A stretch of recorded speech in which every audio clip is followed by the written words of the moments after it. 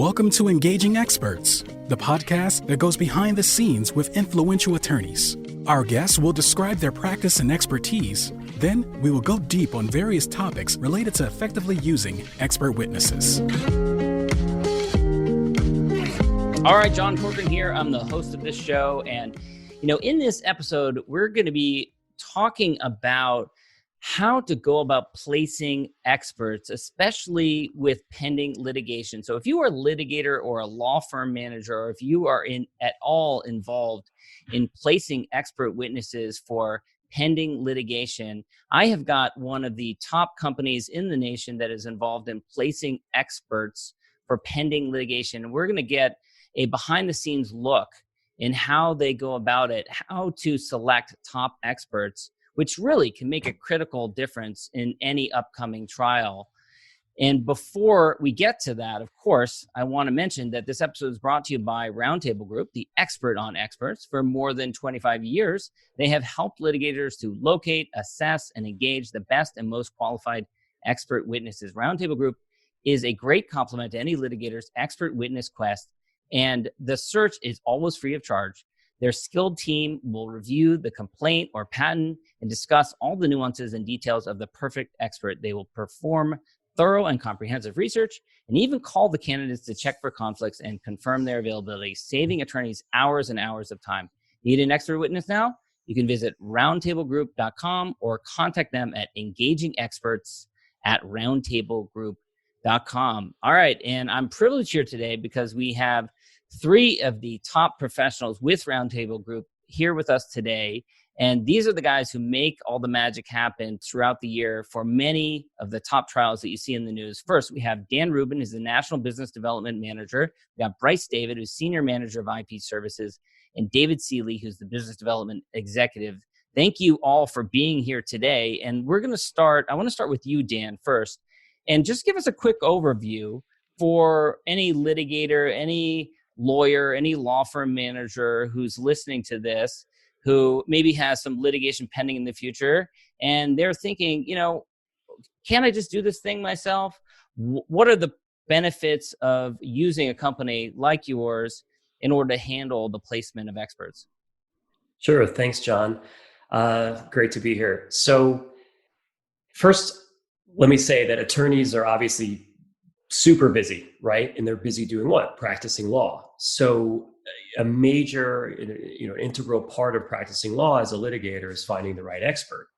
But they have limited time available to truly search, do a comprehensive, rigorous, thorough search for the right expert for their case, let alone await responses from the experts, follow up with the experts, multiple candidates, set up interviews with them, truly assess their credentials and their ability to testify if it's a situation in which they need a testifying expert.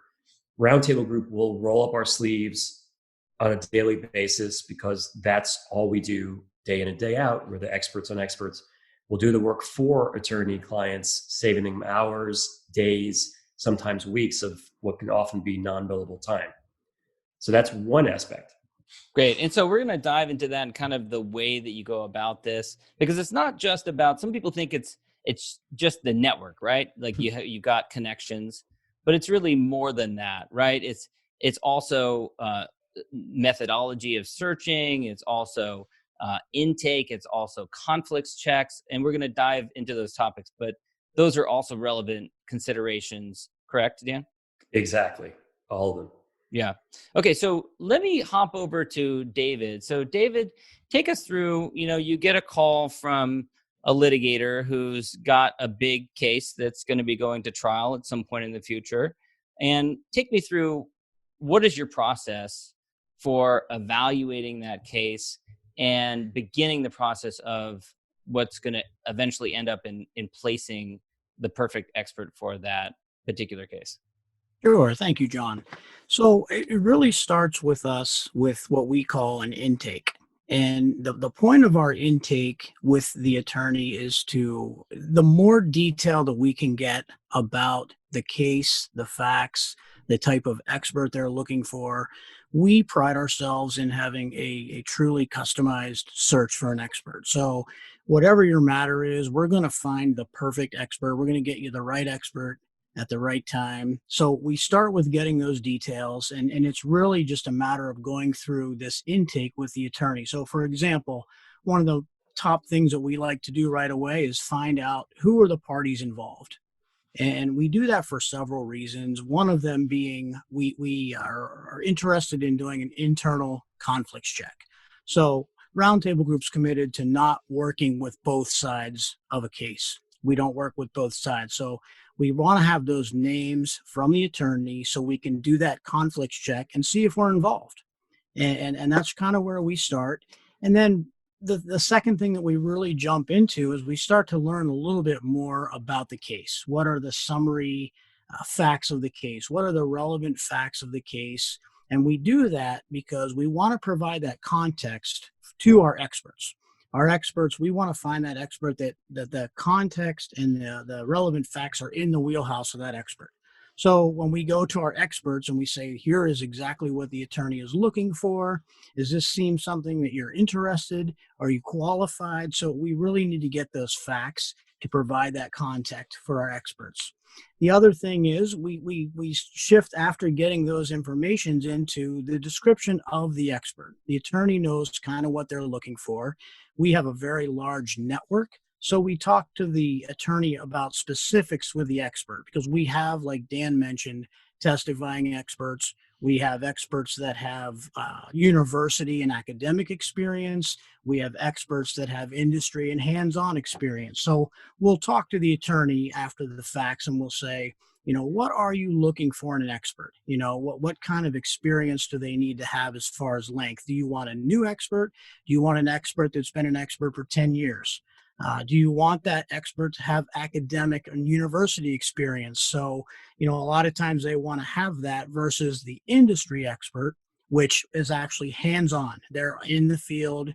They know the things that they're talking about, and they actually have the experience and the hands-on, versus where the academic. Third aspect of that is oftentimes an attorney will say the expert has to have testifying experience because there's a chance that the case will go that far.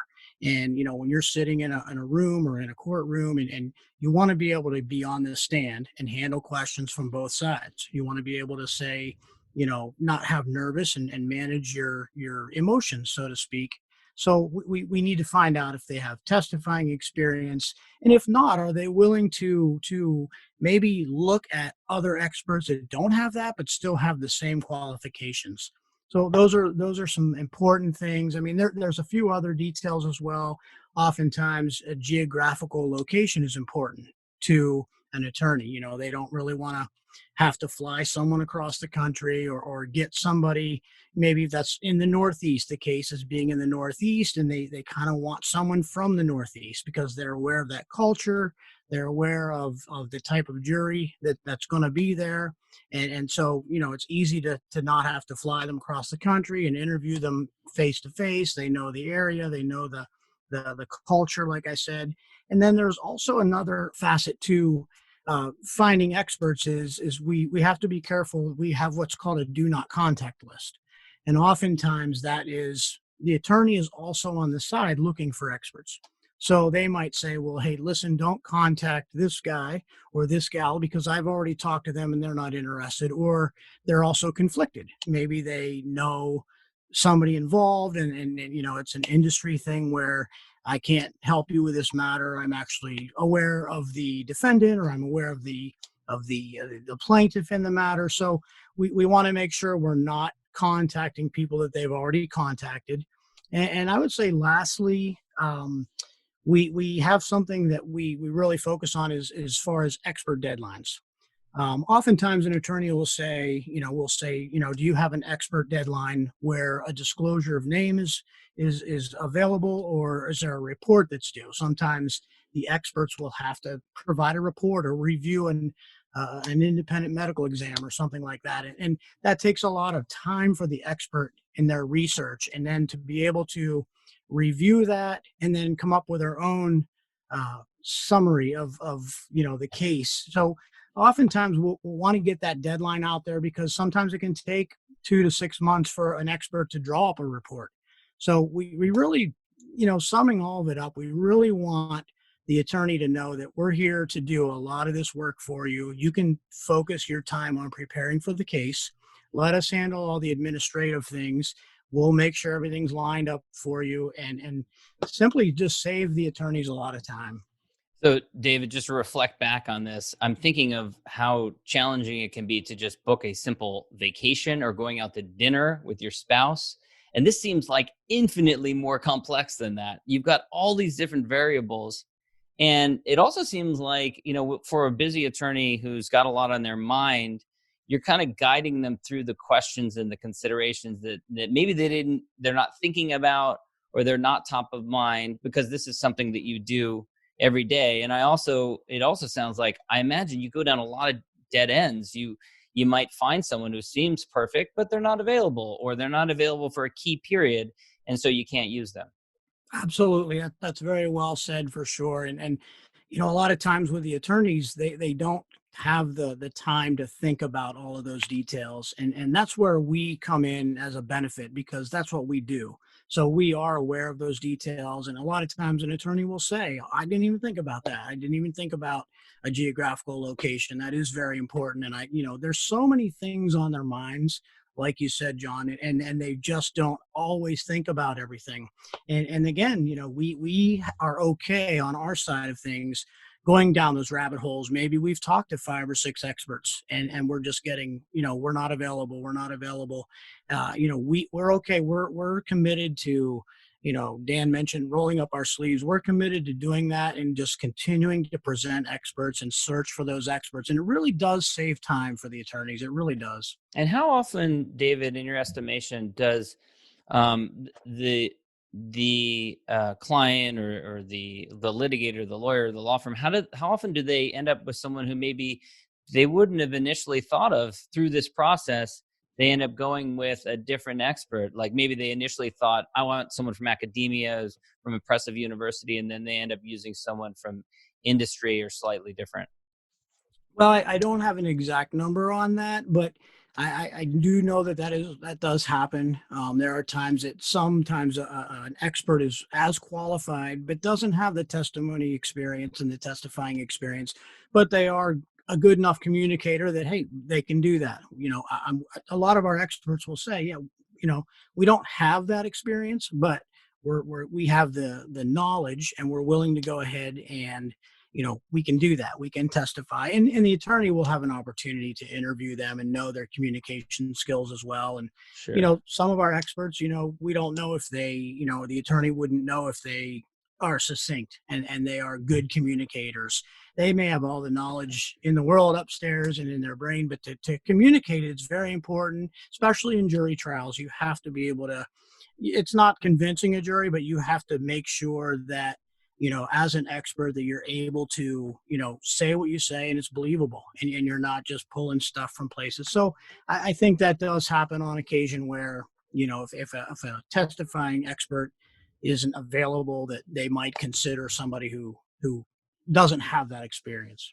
I know we're going to go on to also talking about the search process, but before we do that, Dan and Brice, I want to loop you into the conversation. Anything that you want to weigh in on or share with regard to the intake process or questions that should be asked during this initial part of the relationship? I mean, as a case manager, so what I do is actually go out and try to find these people. It's important to talk with the attorney initially, because you got to get a grasp on what they're actually looking for. It's not always easy to communicate in writing, and I think verbal communication really gives you insights, especially when you in the realm that I kind of operate in, which is the IP world. Patent cases, trademark, copyrights, those kinds of actions. Typically, what you're looking for an expert, you're not looking for, to use a cell phone analogy, you're not looking for the cell phone expert. You're looking for the guy who designed that chip or that antenna, or it's very specific.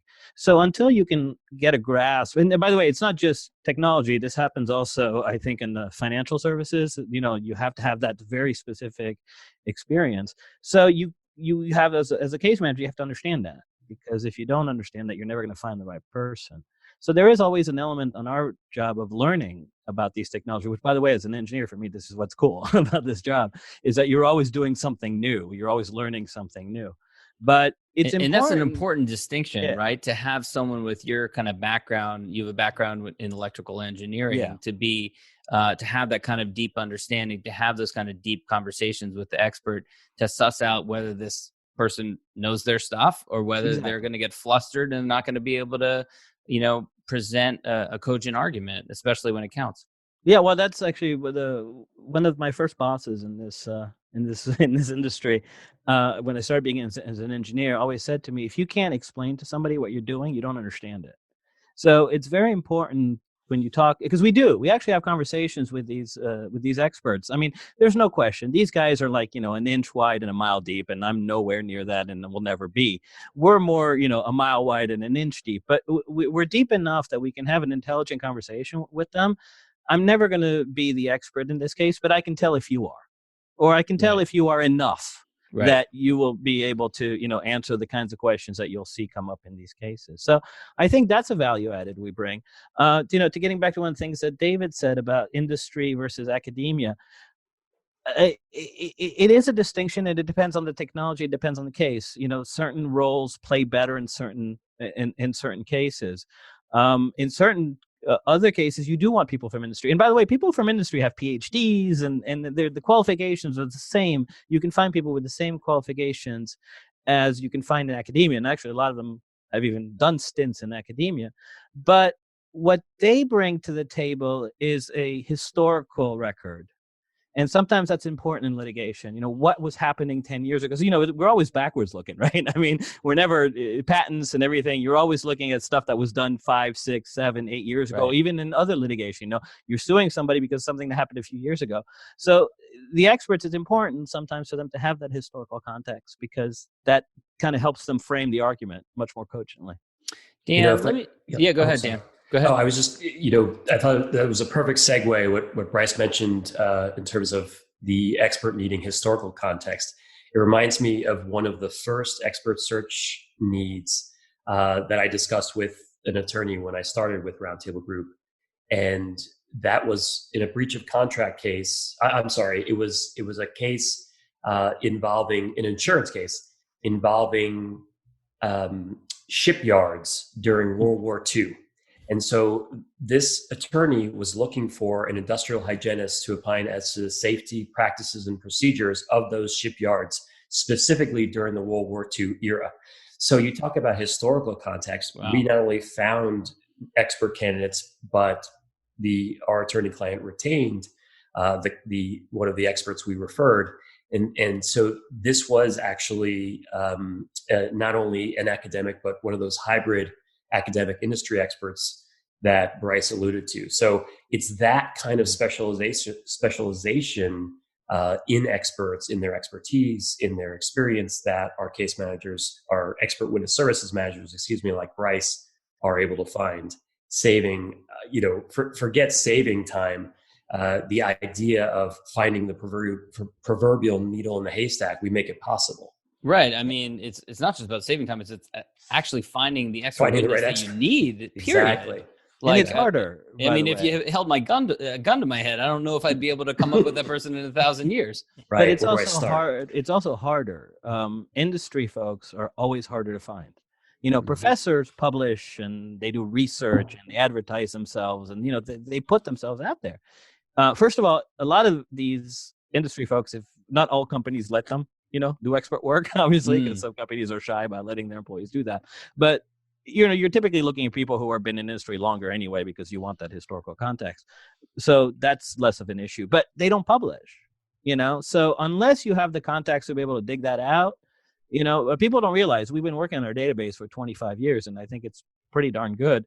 But even then, 40 to 50% of our cases, we have to go find somebody new. Yeah, and not persuade them that and convince them to do this. Convince them to do it, right? Because you start off with, "Hey, I'm calling you from a lawyer." Right, exactly. Click. Yeah. So I want to get into that. Dan, will you take us through? You've got teams of expert witness services managers whose job it is to conduct these searches.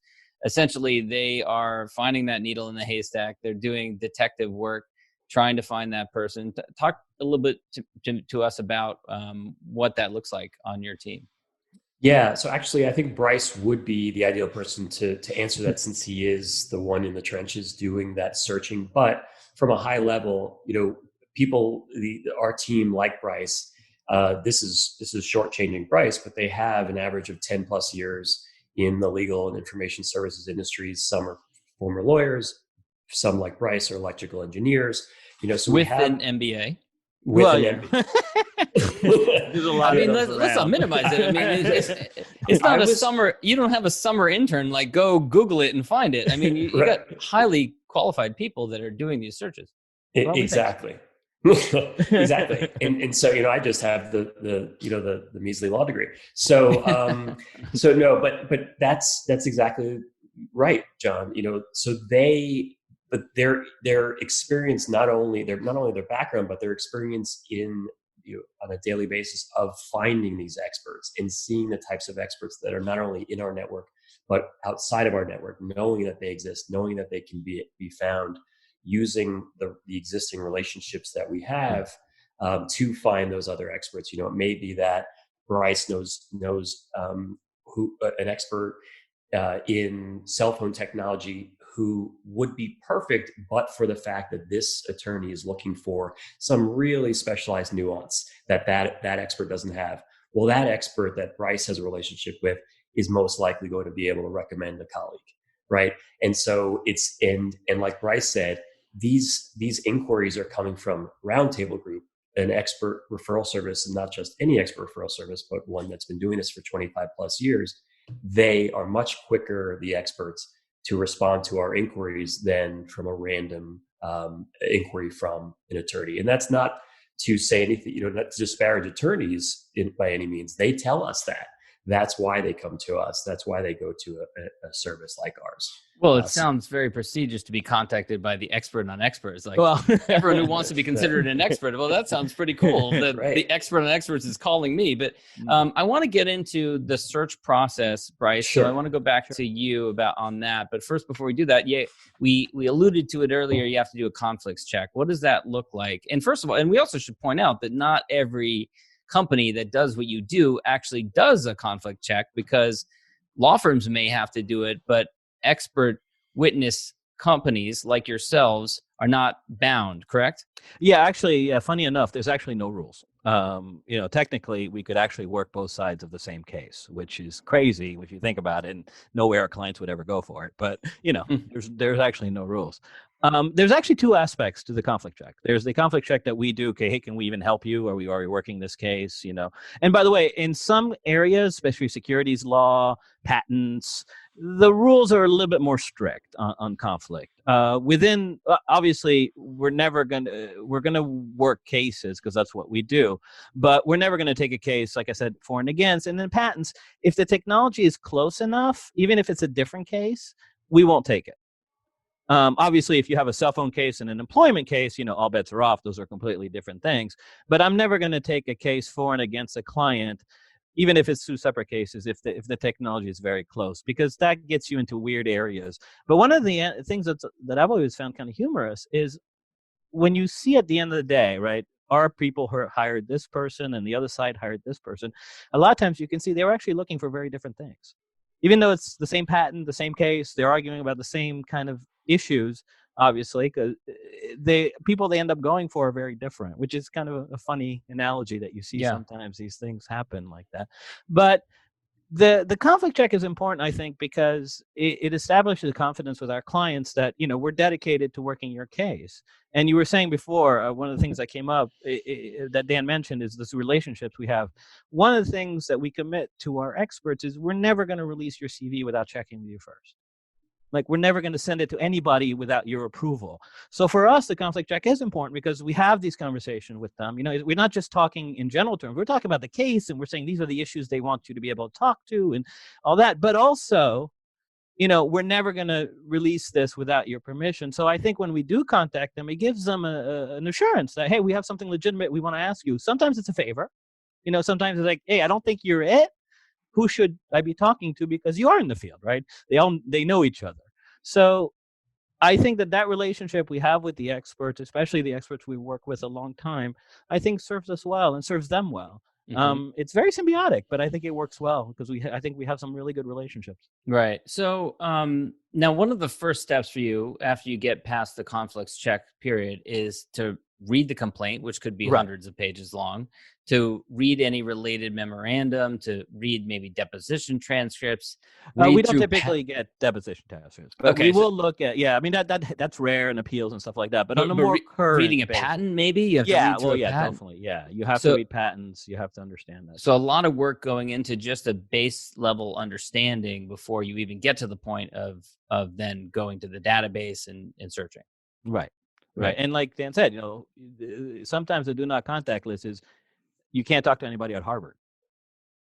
That's it. Like the whole school is out, and anybody associated with them. Or and I pick on Harvard, but it's really random, right? It depends on the case. But there are things like that you have to take into account, and you have to navigate that because a lot of times the reason you can't talk to these people is because they're particularly good at this and they're involved. That's always the thing with these kinds of cases. A lot of times the people who are the most knowledgeable are the ones that are involved. So you have to get as close as possible without crossing that line where you're kind of then starting to get into the conflict side, because experts have conflicts too, right? Beyond us.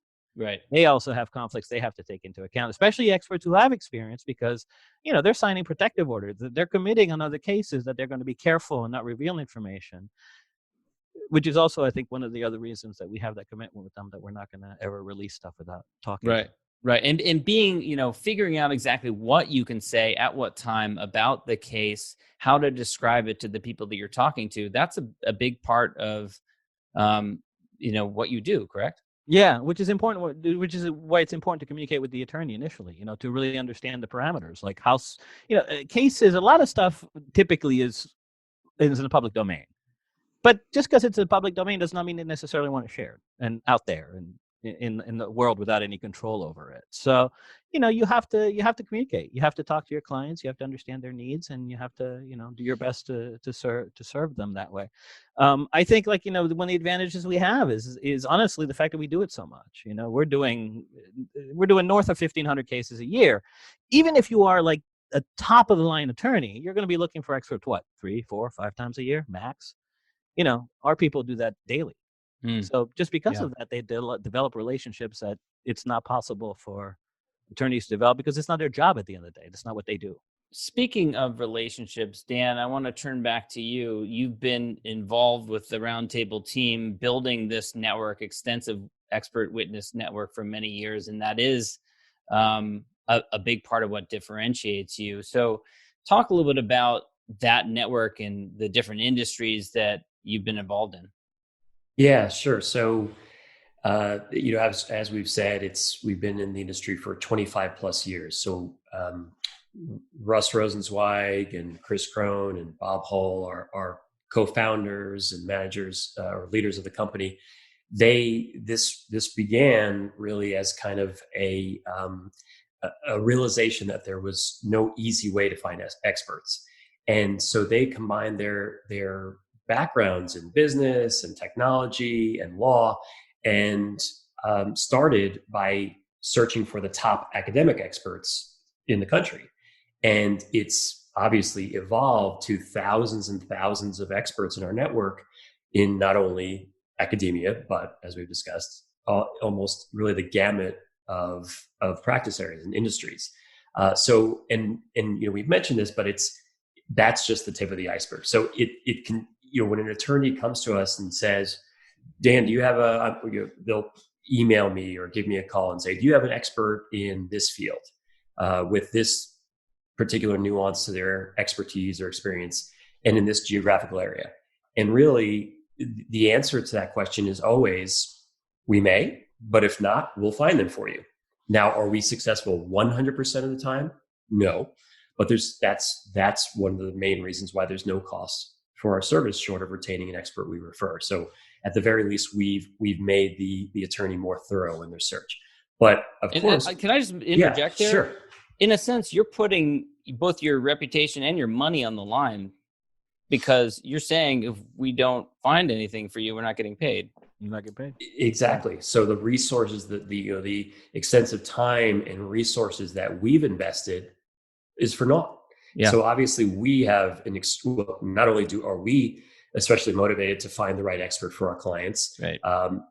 Not only for us, but more importantly for our client to be happy and to come back to us, but also for the expert. These experts are of course hoping to be retained for the particular matter. So that's exactly right. We are expanding those resources, that time. And, Brice, I think you put it perfectly. I forget, we were discussing this the other day and you said, actually, sorry, this was on a separate topic where you had mentioned that, by the time we have found the expert, they're ready. And that goes really, they're the right expert for you because we've assessed their qualifications.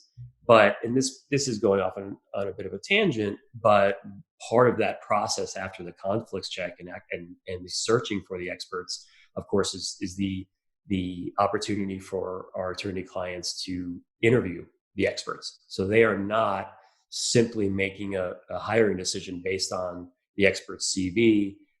We also include a statement of expertise with every CV that the expert services manager presents, as well as a fee schedule.